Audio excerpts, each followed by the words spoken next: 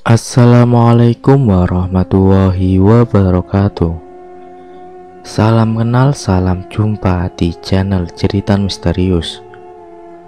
Di kesempatan kali ini saya akan menceritakan kisah misteri yang berjudul Berakhirnya Pelaku Pesugihan. Tapi sebelum kita masuk ke dalam ceritanya, nama dan tempatnya disamarkan semua. Tak usah kita berlama-lama, langsung saja simak ceritanya. Kaya raya adalah impian semua orang. Kaya harta, plus kaya ilmu, lengkap sudah dalam hidup. Itulah impian setiap orang di dunia ini. Ingin menjadi orang yang kaya raya, yang akan menghadiahi banyak kebaikan bagi orang lain. Namun apa daya, langit terlalu tinggi untuk digapai. Bagi sebagian orang, rasanya bermimpi saja memiliki harta yang banyak. Sama sekali tidak mungkin jika tak diimbangi usaha. Kecuali orang itu lahir dari keturunan orang kaya, serta memiliki lampu ajaib yang saat digosok keluar seorang jin yang baik. Terus jin ini akan memenuhi segala keinginannya, dan jadilah keinginan terwujud. Seperti cerita di dalam dongeng. Tapi ini dunia nyata, bukan negeri singgasana. Kisah ini tentang seorang anak yang terlahir dari orang yang amat kaya di daerahnya. Ia bernama Budi Ardiansyah. Budi terlahir di sebuah keluarga yang kaya. Mereka memiliki kekayaan sebanyak 800 juta keping uang. Ayah dan ibu Budi berpikir, harta kami amat banyak. Untuk apa anak kami bersusah payah cari pekerjaan? Lebih baik ia bersenang-senang dan melanjutkan bisnis keluarga. Kemudian mereka membiarkan anaknya bersenang-senang saja dengan bernyanyi, menari dan bermain musik setiap waktu tanpa memikirkan masa depannya akan bagaimana. 20 tahun lalu, usianya yang ke-21 tahun, Budi mendapatkan kado spesial dari kedua orang tuanya. Ibu bapaknya memberikan Budi toko material milik keluarga. Tidak main-main.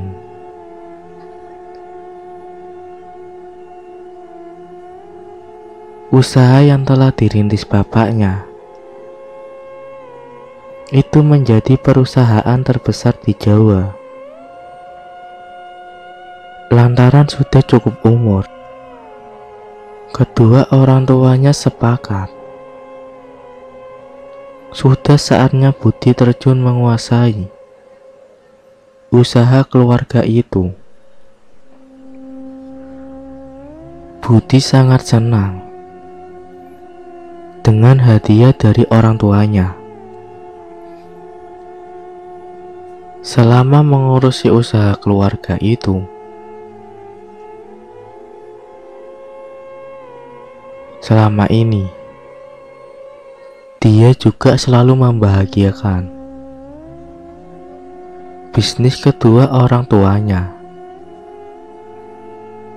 Bos besar adalah panggilannya, baik di rumah atau di kalangan kawan-kawannya.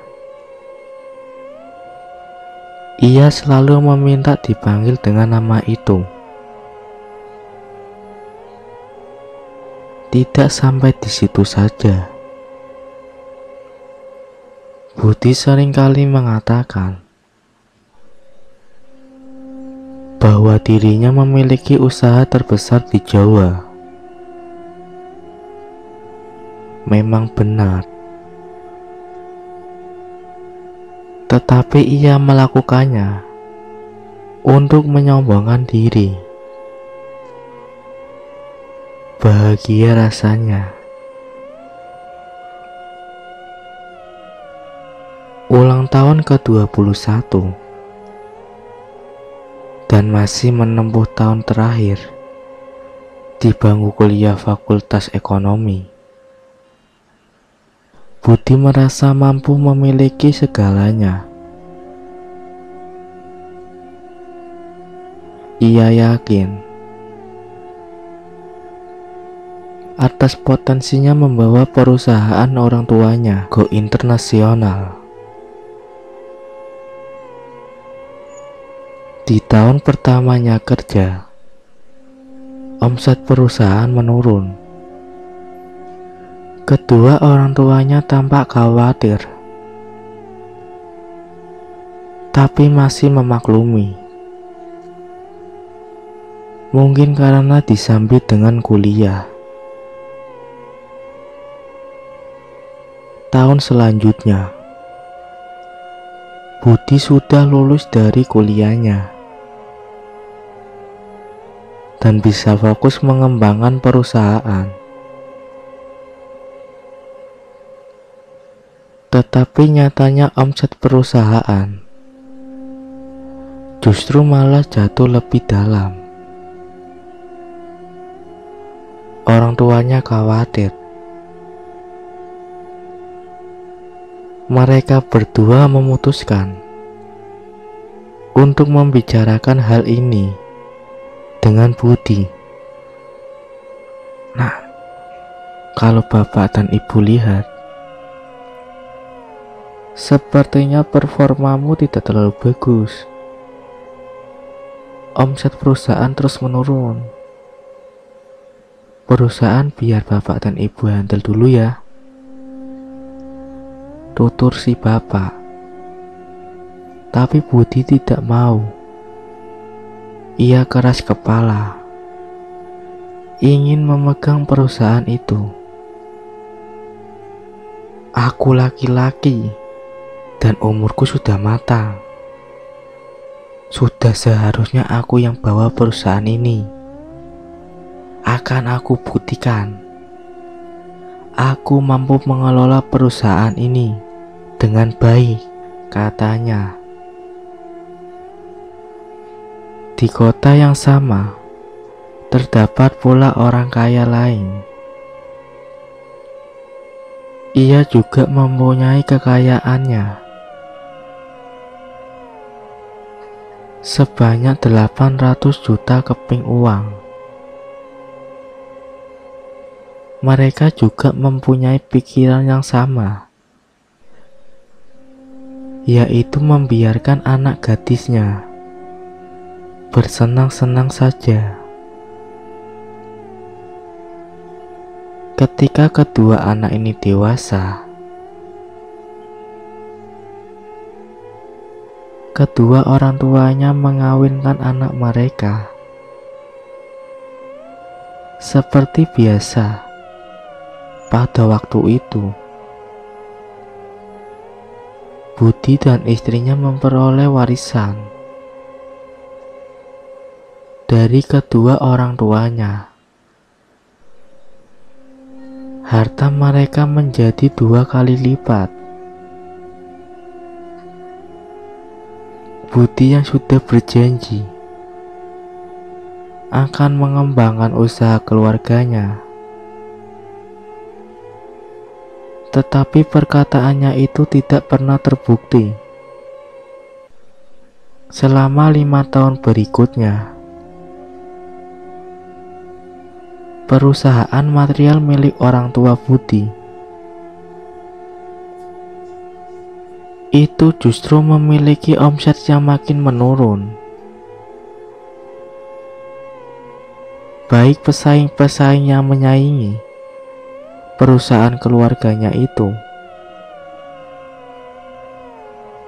hanya dalam 2 tahun berikutnya,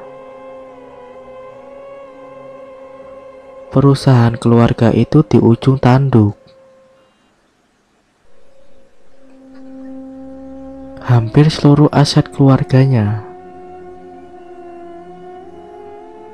harus dijual untuk menutupi utang-utang. Hal ini lantaran Budi salah ambil langkah dalam mengatur strateginya. Lantaran malu hidup miskin, Budi kemudian melarikan diri. Ia mencoba menemui teman-temannya yang memiliki solusi atas segala permasalahan. Anak sulung dari 3 bersaudara itu sebenarnya tak percaya hal klinik, tetapi demi ego dan gengsinya, ia rela melakukan jalan apapun. Hutan di Gunung Jawa itu memiliki banyak misteri. Tak banyak warga setempat yang berani memasuki hutan itu. Hutan itu dijuluki sebagai hutan wingit atau hutan yang angker. Bukan tanpa sebab. Hal ini karena telah banyak orang yang menghilang ketika mencari kayu bakar di hutan. Hutan itu seperti didesain khusus agar tertutup dan tidak banyak orang yang tahu bagaimana keadaan dalamnya. Yang jelas, misteri hutan yang dipenuhi dengan pohon jati itu sampai saat ini masih belum terungkap. Bila dilihat dengan menggunakan kacamata magis,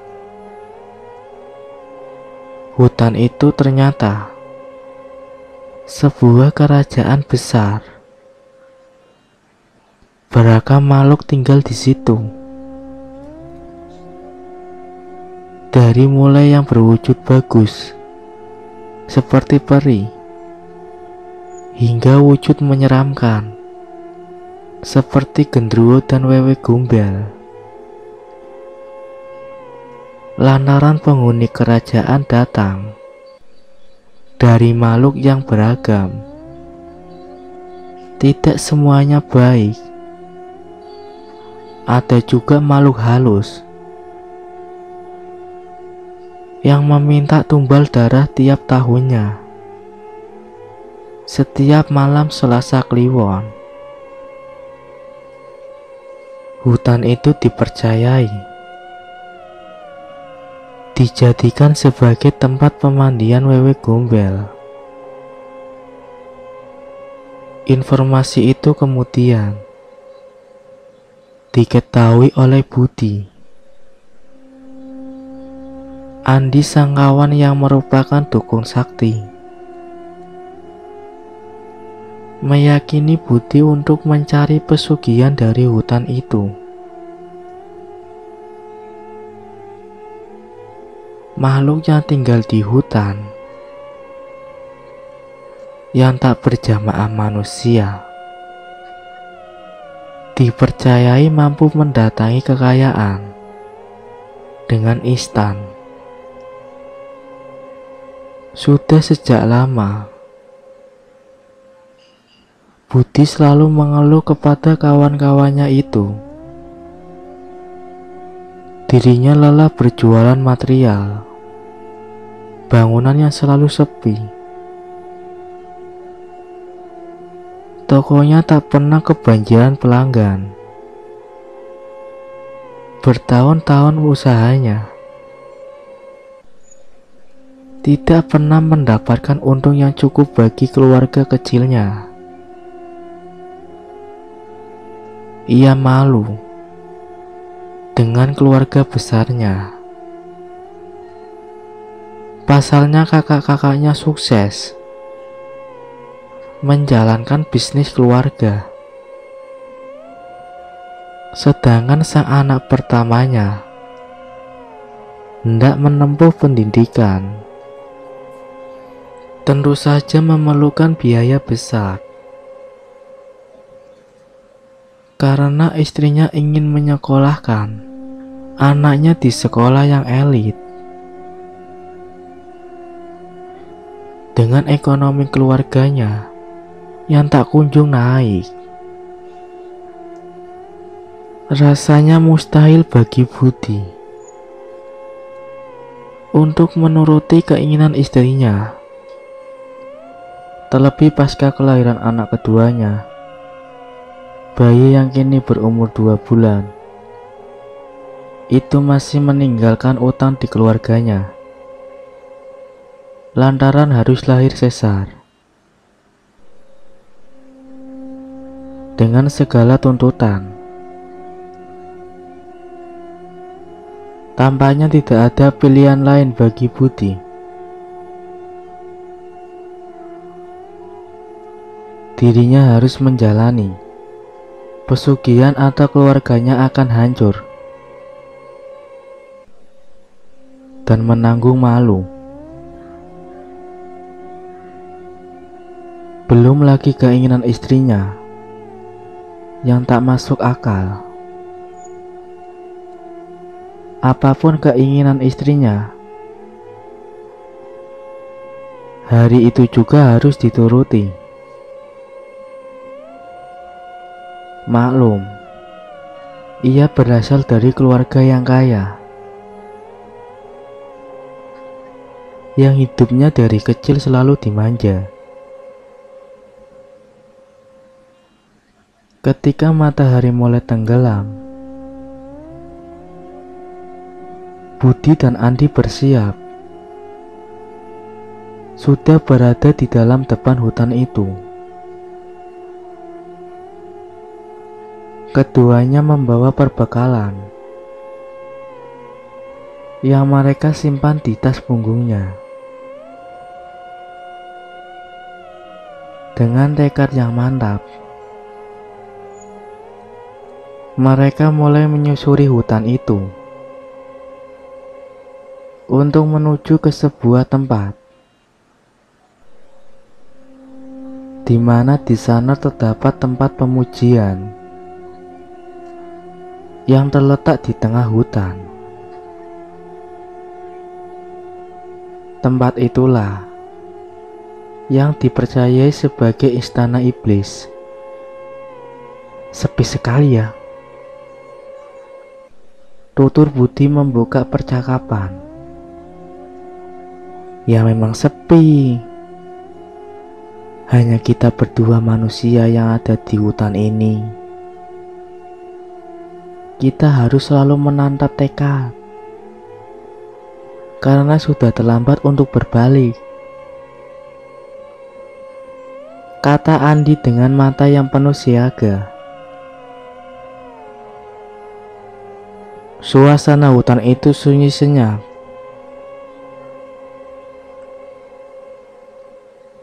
Satu-satunya suara yang ada adalah suara petahan ranting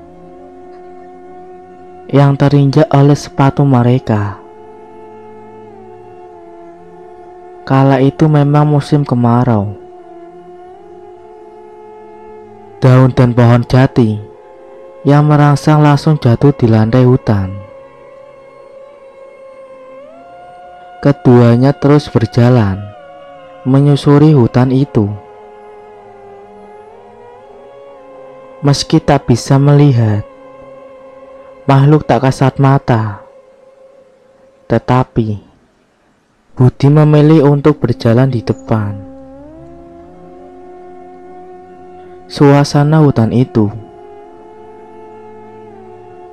juga terasa sepi mencekam. Tidak banyak obrolan yang terjadi di antara keduanya. Hal itu karena Budi takut. Tak sengaja melontarkan kata-kata yang tak pantas dan bisa mencelakakan keduanya. Harus bagus, harus bisa kaya. Begitulah kata-kata yang selalu dilontarkan Budi di dalam hati. Ketika matahari benar-benar hilang, Budi merasa kelaparan. Dirinya menghentikan langkah dan membalikkan badannya untuk berbicara dengan kawannya itu. "Di, kita istirahat dulu yuk, aku lapar," kata pria berusia 40 tahun itu. Tetapi perkataannya itu tidak digubris. Andi justru melihat tajam ke depan dan mengisyaratkan Budi untuk mengikutinya. Sesaat kemudian,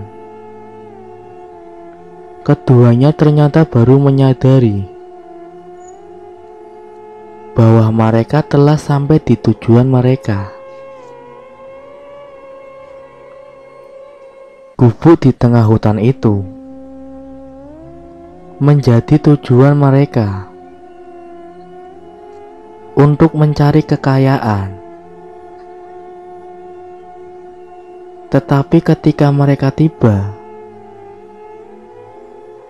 ternyata semua pandangan tertuju ke arahnya.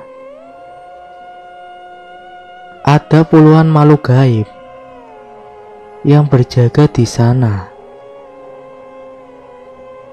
Makhluk tinggi dan besar dengan mata yang merah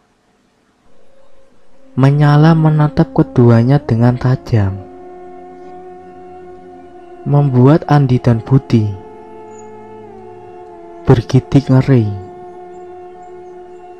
Belum lagi wewe gombel yang berada di sungai menatap kedua manusia itu dengan geram. Mengapa kegiatan mandi mereka yang tak sering harus diusik manusia? Dengan segap,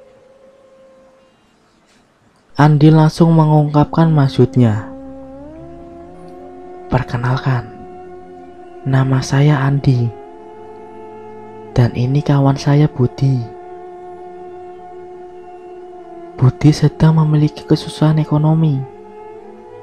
Apakah kalian dapat membantu?" Tanya Andi dengan hati-hati. "Bantuan kami tidak cuma-cuma. Kamu harus menebusnya dengan tumbal manusia," tutur salah satu gendruwo itu. Budi gemetar, tetapi ia tahu bahwa dirinya tak boleh terlihat takut. Budi akhirnya menyetujui perjanjian itu. Sejak bertemu dengan Andi, Budi perlahan-lahan mampu membangun perusahaan keluarganya lagi. Hanya dengan 3 tahun, perusahaannya menjadi perusahaan material besar. Tidak hanya terbesar di Jawa, Budi mengembangkan perusahaan itu hingga menjadi perusahaan ekspor. Tidak ada yang tahu apa yang terjadi sebenarnya terjadi pada dirinya Budi. Bagaimana ia bisa menghilang selama 3 bulan, lalu membangun kerajaan ekspor material. Hanya Andila yang mengerti betul.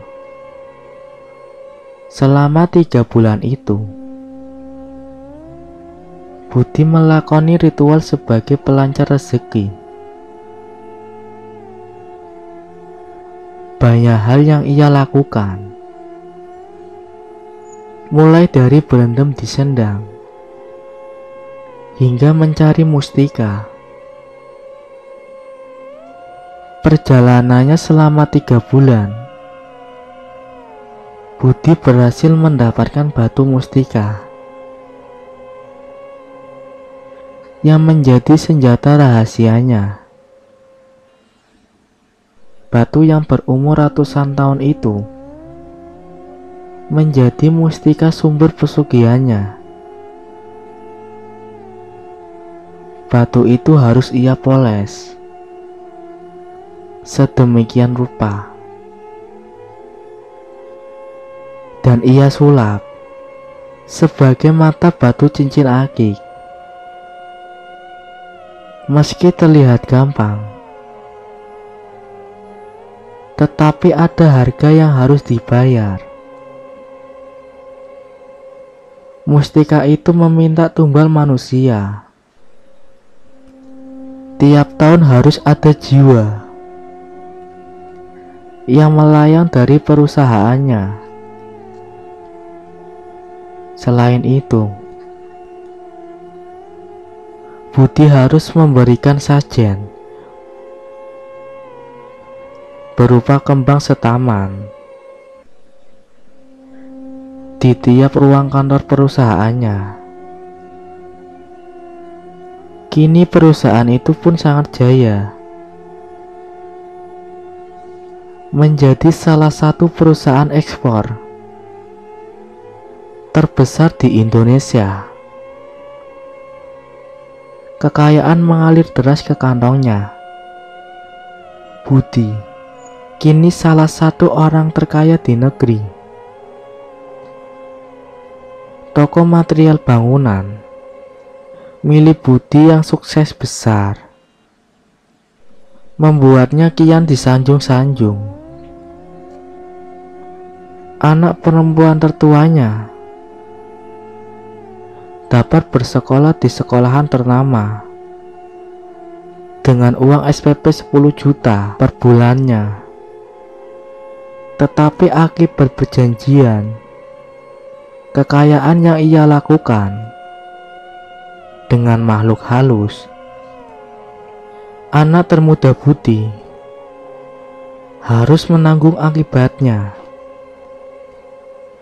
Ia meninggal dalam keadaan tak wajar. Beberapa bulan kemudian, seorang karyawan di toko material yang sudah tersebar ke berbagai daerah, kini suka tiba-tiba ada yang meninggal mendadak.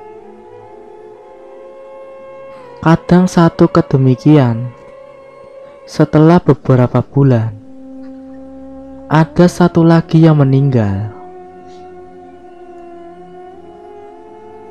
Padahal jika dilihat secara fisik, semua pegawainya masih sangat muda dan sehat. Hal ini berlangsung selama berbulan-bulan, hingga ada desas-desus bahwa pemiliknya melakukan persugihan agar rezekinya lancar. Dokter mendiagnosis rata-rata penyebab kematian para karyawan adalah sakit. Namun ada juga kecelakaan yang jatuh dari ketinggian karena terpleset. Semua sebab ini secara logis dan nalar mungkin saja terjadi. Waktu itu seluruh karyawan berdiam dalam mes yang disediakan oleh Budi, karena 100% dari mereka berasal dari luar daerah dan tidak ada satupun karyawan yang merupakan penduduk lokal. Suatu hari, salah satu karyawan bercerita bahwa hal-hal aneh yang sering terjadi. Misalnya, tiba-tiba tercium aroma tengik dan anyir. Suara seperti perempuan merintih kesakitan. Bahkan makhluk tinggi berbulu yang sesekali menampakkan wujudnya. Ya, itu semua ulah dari sesembahannya yang dapat datang kapanpun mereka mau. Kini Budi sudah mempunyai relasi kerja yang banyak. Ia juga mempunyai kebiasaan mengunjungi teman-temannya 3 kali dalam satu hari di kota tempat tinggalnya sekarang. Terdapat sekelompok orang yang kebiasaannya bermabuk-mabukan dengan minuman keras. Melihat Budi, mereka berpikir alangkah baiknya kalau mereka dapat membuat Budi bermabuk-mabukan dan menghamburkan uangnya. Dengan demikian, mereka dapat ikut bersenang-senang. Kalau anak orang kaya ini menjadi pemabuk dan menjadi teman kita, dapat kita peras kekayaannya. Jadi, kita harus memperlihatkan kepadanya bagaimana cara bermabuk-mabukan. Mereka selalu menyediakan minuman keras, daging panggang, garam, tembakau dan gula yang disimpan di dalam kantong baju mereka. Kemudian mereka duduk di jalan yang biasa dilalui Budi. Ketika Budi mendekat, mereka segera minum minuman keras, memasuki garam dan gula ke mulut dan juga mengunyah tembakau. Orang-orang itu berkata, "Semoga tuanku, orang kaya ini hidup 100 tahun dengan bantuanmu. Kami dapat makan dan minum sepuas hati. Cobalah minuman ini tuanku, enak sekali." Mendengar kata-kata mereka,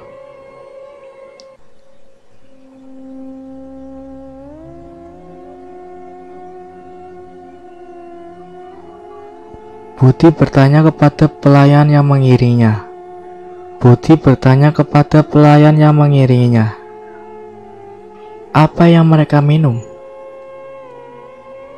Minuman istimewa. Enakkah rasanya? Tuanku, di dunia ini tidak ada minuman yang lebih enak dari minuman itu. Jadi, Saya harus mencoba.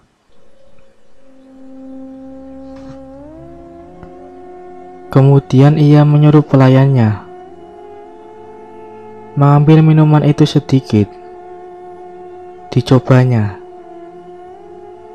Lalu ia mengambil sedikit lagi. Sedikit lagi. Akhirnya ia menjadi mabuk. Tidak perlu waktu lama untuk membuat Budi menjadi pemabuk.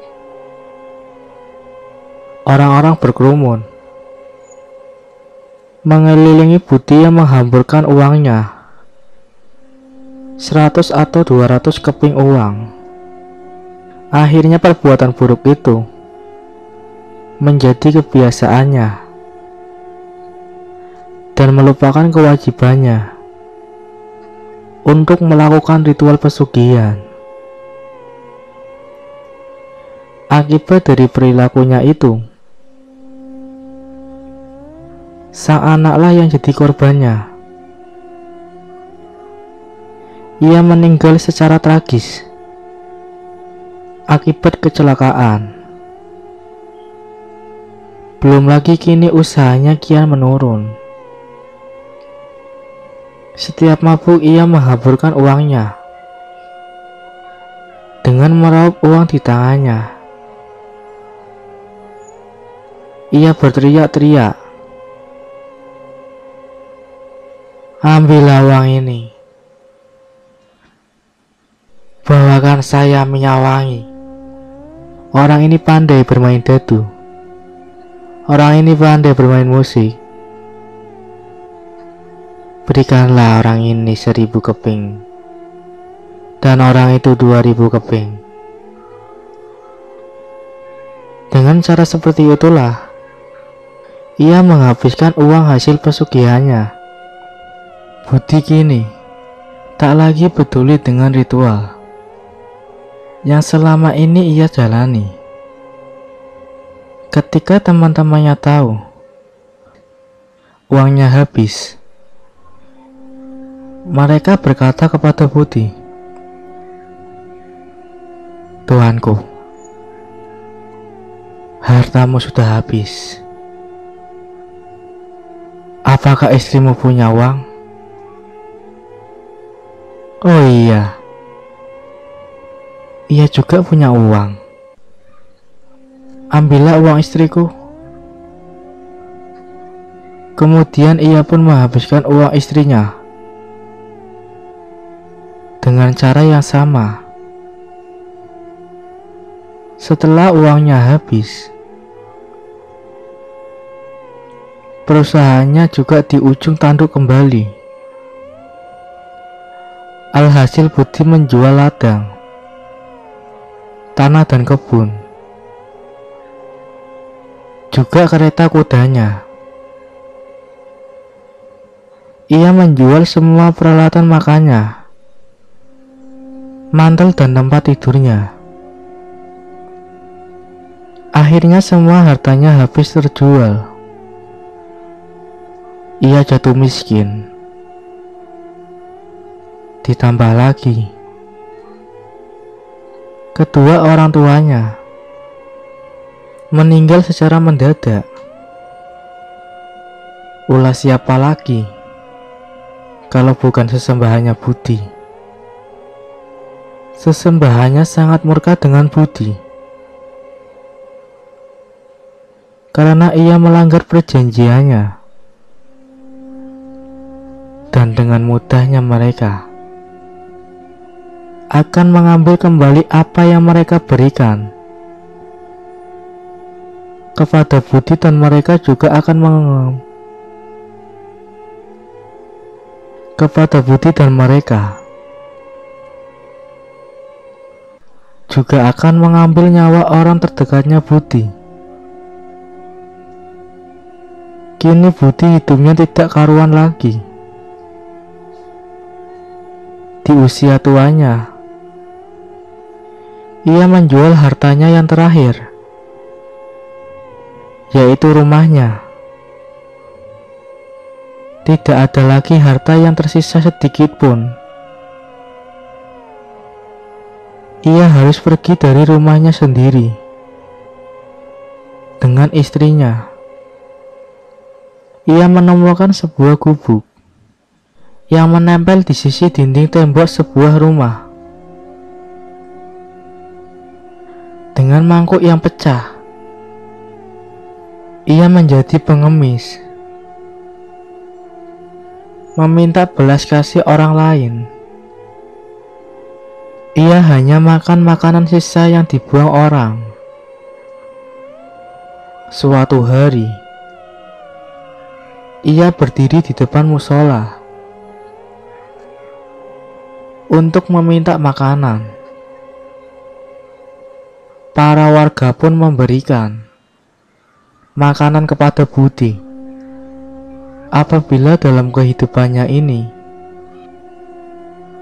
ia tidak menghamburkan harta bendanya, menjalani usahanya dengan baik dan tekun, dekat dengan Pencipta,